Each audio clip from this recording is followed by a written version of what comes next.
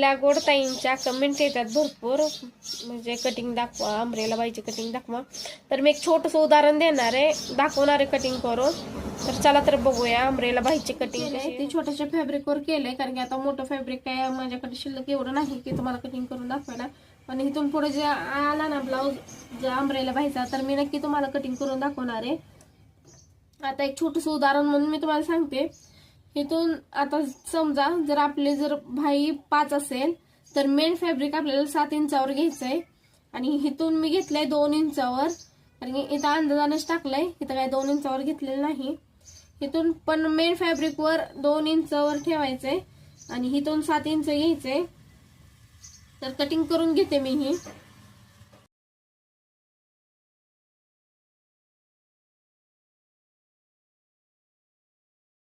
इथून 7 इंच, इथून 7 इंच असं घ्यायचंय आपल्याला.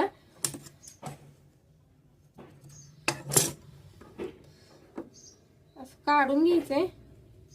आणि आता इथून आपल्याला निमुळता जो भाग असतोय काखेतला, म्हणजे काखेतला जो भाग असतोय ते खड्डा काढण्यासाठी इथून अर्धा इंच, खालच्या साईडने अर्धा इंच, आणि जो भाईचा जो आकार येतो वरून तिथून अर्धा इंच असं करून कटिंग करून घ्यायचंय.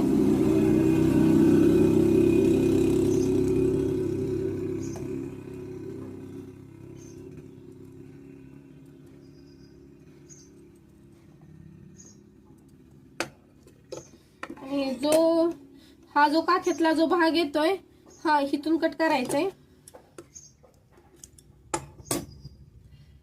तर अशी बाही येणार आहे. आणि इथं शिलाई करताना इथून पिको करून घ्यायचंय.